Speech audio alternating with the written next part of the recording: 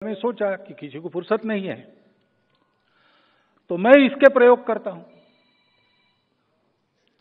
ये बात उन्होंने त्रैलोक्यनाथ चक्रवर्ती जी को बहुत पहले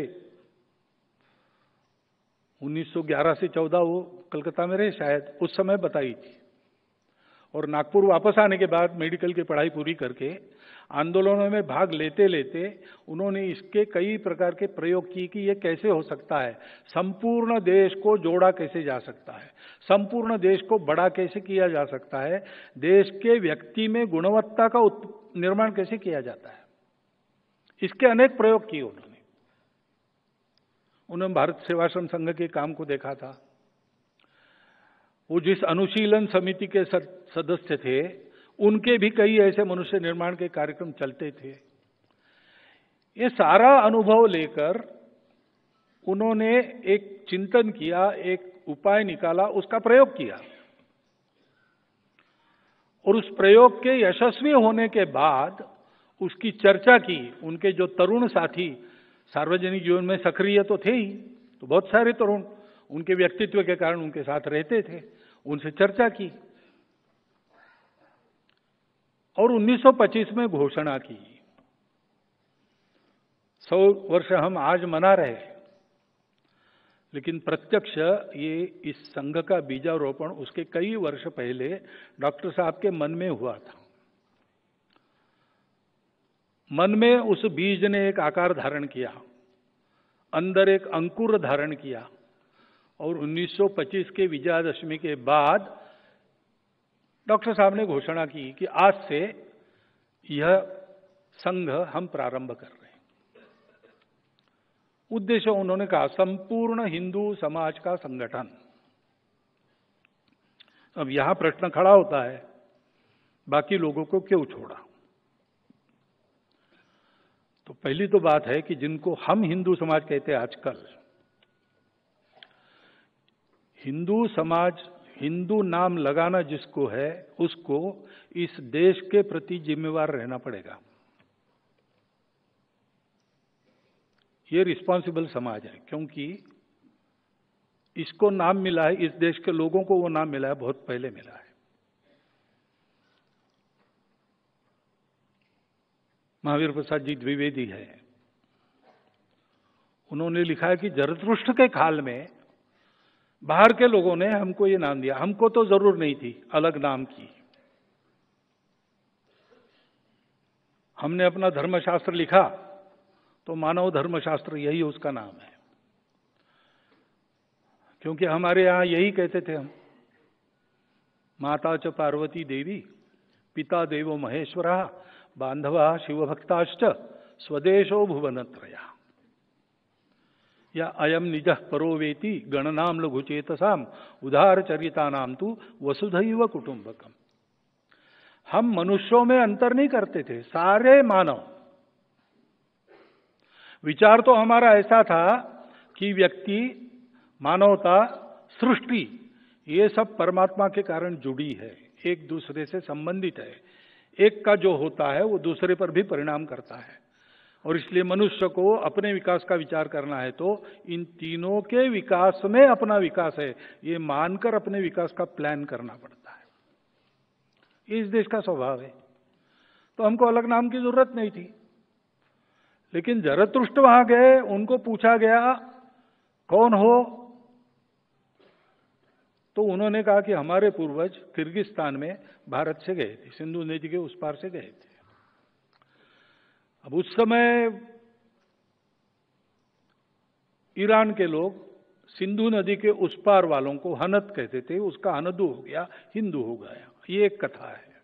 दूसरी कथा है कि ऐसा कहने के बाद ईरान के लोगों ने इस्राएल के लोगों के पूछने पर यहूदियों को कहा कि हमारा एक हिंदू गुरु है, और वो बात घूमते घूमते अपने पश्चिम किनारे पर व्यापार के जरिए आ गई। व्यापारियों ने पकड़ा वो शब्द, लेकिन ठीक है, उनको शब्द से क्या करना है, सौदा पटने से काम है, व्यापार चलता रहा। इंटेलेक्चुअल लोगों के पास वो आ गया, तब अपने पुराणों में आ गया, तम देव निर्मितम देशम हिंदुस्थानम प्रचक्षते। लोक भाषा में आने को बहुत समय लगा, और लोकभाषा में जो शब्द आते हैं वो संतों की पकड़ में आते हैं। इसलिए गुरु नानक देव जी के वाणी में पहले ये मिलता है, हिंदुस्तान खसमाना किया, तुर्कस्तान खसमाना, खुरासान खसमाना किया, हिंदुस्तान डराया। वो उन्होंने वर्णन किया है बाबर के अत्याचारों का, और कहा है कि न हिंदू महिलाओं का शील बचा, न मुस्लिम महिलाओं की असमत बची। अब ये सोचते तो ध्यान में बात आती कि उन्होंने दो क्यों शब्द उपयोग किए, क्योंकि जैसे उस समय मुसलमान थे हमारे देश में, हमारे देश के कन्वर्टेड मुसलमान थे, लेकिन दूसरी तरफ मुसलमान क्यों कहा होगा, तो स्वाभाविक है, अल्लाह को मानते हैं, कुरान को मानते हैं, पैगंबर साहब को मानते हैं, वही होते हैं मुसलमान। तो हिंदू कहने से कोई मान्यता नहीं है, एक ईश्वर को मानने वाला हिंदू नहीं है। नहीं, ईश्वर के अनेक रूप है हिंदू में, 33 करोड़ है ऐसा कहते हैं, और एक ग्रंथ नहीं है, न कोई एक गुरु है। तो अनेक थे उस समय, बौद्ध थे, जैन थे, शैव थे, शाक्त थे, अनेक प्रकार के पंथ संप्रदाय रिलीजन्स अनेक थे, लेकिन एक स्वभाव था जो इन सबको जोड़ता था। वो स्वभाव ये था कि इन सबको स्वीकार करते थे। विश्व में जितने तरीके हैं पूजा के, वो सब एक ही जगह पहुंचेंगे, कोई तरीका गलत नहीं है। हाँ, ये हो सकता है कहीं देर से पहुंचेंगे, कहीं जल्दी पहुंचेंगे, कोई तरीका बड़ा सरल है, कोई तरीका बड़ा जटिल है। रुचि नाम वैचित्र्यात रुजु कुटिल नाना पथयुताम। मनुष्य अलग अलग होते, बुद्धि अलग अलग होती है, रुचि अलग अलग होती है। रुचि के वैचित्र्य के कारण रुजु कुटिल अनेक प्रकार के रास्ते होते हैं। आप यहां इस सभागृह में आने के लिए कहां से चले, एक ही रास्ता थोड़ी था, जहां से चले वैसा रास्ता था। और कोई रास्ता ठीक भी था, कोई रास्ता खराब भी था। रास्ता खराब है इसलिए आप घूम कर भी आए होंगे, रास्ता खराब है तो भी समय पर पहुंचेंगे इसलिए उसी खराब रास्ते से भी आए होंगे। ये अपना अपना मन है। ऐसे अनेक पथ है। रुचि नाम वैचित्र्यात रुजु कुटिल नाना पथयुताम। नृणाम यानी आदमियों का एको गम्या, एक ही जगह जाना है सबको। भगवान को कहते त्वम असि, तुम ही हो जो सबके गंतव्य हो। नृणाम एको गम्यस्त्वम असि। कैसे? पयसाम अर्णवयेव। विश्व में कहीं भी पृथ्वी पर वर्षा होती है तो अंत में सागर में जाती है। ये श्रद्धा रखने वाले सबको उन्होंने एक नाम दिया, हिंदू। तो हिंदू यानी क्या? इसमें जो विश्वास करता है, अपने अपने रास्ते से चलो भाई, अपना जो रास्ता मिला है स्वाभाविक रूप से उस पर श्रद्धा रखो, बदलो मत, दूसरों को बदलो मत। इस पर श्रद्धा रखो, दूसरों की भी श्रद्धा है, उसका पूर्ण सम्मान करो, उसका स्वीकार करो, उसका अपमान कभी मत करो। और रास्तों को लेकर झगड़ा मत करो, आपस में मिलजुल कर चलो। ये परंपरा जिनकी है, ये संस्कृति जिनकी है, वो हिंदू है। और ये परंपरा संस्कृति ऐसी क्यों बनी? इसका कारण भारतवर्ष है। भारत का भूगोल ऐसा था कि हम प्रोटेक्टेड थे चारों तरफ से। पहले आक्रमक आते ही नहीं थे, कौन आएगा? सागर लांघकर कौन आएगा? वो जहाज नहीं थे, वो इतनी बर्फीली चोटियां लांघकर कौन आएगा? पूरा सैन्य लेकर तो नहीं आ सकता, इसलिए हम सुरक्षित थे। और अंदर भरपूर था, जनसंख्या भी इतनी नहीं थी जितनी आज है। और इसलिए सब लोग इस वृत्ति के बने कि भाई मिलजुल कर रहो, फालतू झगड़ा क्यों करते हो? दुनिया को शायद परिस्थिति मिली होगी स्ट्रगल फॉर एग्जिस्टेंस और सर्वाइवल ऑफ द फिटेस्ट इसकी, लेकिन हमारे प्राचीन समय में भारत में ये स्थिति नहीं थी। There was no struggle, it was abundant for everybody. और जो परंपरा थी उसमें संयम था, इसलिए देयर वॉज अबंडेंस। तो झगड़ा क्यों करना है, क्यों नहीं करना है, क्यों जीना है ना, तो मिलजुल कर जी सकते हैं, झगड़ा कौन करेगा। और इसलिए हमको फुर्सत भी मिली, हमको सुरक्षा भी मिली, हमको समृद्धि भी मिली। तो हमने जो एक ह्यूमन सर्च सारी दुनिया में चलता है और दुनिया बाहर का देखकर रुक गई, जो दिखता है उसके आगे कुछ नहीं है, माइक्रोस्कोप लगाओ तो ज्यादा दिखता है, उसके परे कुछ नहीं है, ऐसा सोच के दुनिया रुक गई। हम वहां रुके नहीं, हमने दृष्टि को अंदर कर लिया और अपने अंदर की सत्य को खोजा हमने, और उसने हमको बताया कि सर्वत्र एक ही है, दिखता अलग अलग है, सब एक है। और इसलिए अपना स्वाभाविक धर्म क्या है, समन्वय, संघर्ष नहीं। तो ये जो संस्कृति थी, उस संस्कृति का उपजाव क्यों हुआ, वो इसी के कारण हुआ है। और इसलिए उस मातृभूमि के प्रति भक्ति है। मां ने हमको अन्न पोषण केवल इतना नहीं दिया, संस्कार दिए है। भारत माता ने हमको ये संस्कार दिया है, वो हमारी मां है। और ये केवल कपोलकल्पित बात नहीं है, इसके आधार पर प्राचीन समय से हमारे पूर्वज जीते आए हैं। ऐसा जीवन खड़ा करने के लिए उन्होंने खून पसीना सब बहाया, प्राणदान भी किया है, इस भूमि के संरक्षण संवर्धन के लिए भी बलिदान दिया है, परिश्रम किया है।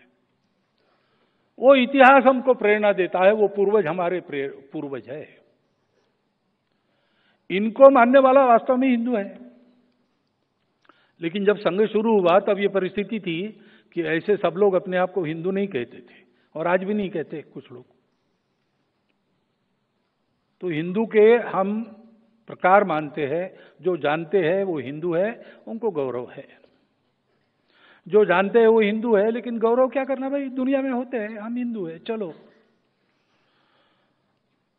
और जो जानते हैं लेकिन किसी कारण नहीं कहते, कारणों में नहीं जाता, नहीं कहते। और जो जानते नहीं है कि वो हिंदू है, लेकिन ऐसे लोगों को भी जो जानते नहीं है, हिंदवी कहने से बुरा नहीं लगता, भारतीय कहने से बुरा नहीं लगता, सनातन का भी कुछ लोग स्वीकार करते हैं। ये शब्द क्या है, समानार्थी शब्द है। और इसलिए हम लोग ऐसा नहीं कहते कि आप हिंदू ही कहो, आप हिंदू हो कि हम बताते हैं, नहीं भाई हम हिंदू ही है, हम भारतीय है, ठीक है। इसका कंटेंट समझो। इन शब्दों के पीछे केवल शब्दार्थ नहीं है, एक कंटेंट है। वो कंटेंट जियोग्राफिकल नहीं है, उस कंटेंट में एक भक्ति है भारत माता की, उस कंटेंट में एक परंपरा है पूर्वजों की, जो हम सबकी समान है। डीएनए को भी देखो, वही है। 40,000 वर्ष पूर्व से भारतवर्ष के लोगों का डीएनए एक है, अखंड भारत की भूमि पर जो जो है। और हमारी संस्कृति है मिलजुल कर रहने की।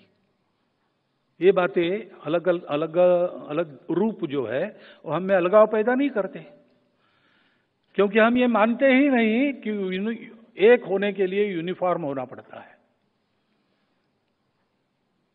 यूनिफॉर्मिटी से यूनिटी आती है, ऐसा नहीं है। डाइवर्सिटी में भी यूनिटी है, क्योंकि डाइवर्सिटी भी यूनिटी का ही प्रोडक्ट है। लेकिन कोई परीक्षा है और प्रश्न आ गए 4, 2 तो बड़े कठिन है, 2 आसान है, पहले कौन सा, पहले आसान प्रश्न छोड़ो। इसलिए जो अपने आप को हिंदू कह रहे हैं, पहले उनको संगठित करो, उनका जीवन अच्छा बनाओ। तो किसी कारण जो अपने आप को हिंदू होके भी नहीं कहते, वो भी कहने लगेंगे, वो तो होने लगा है।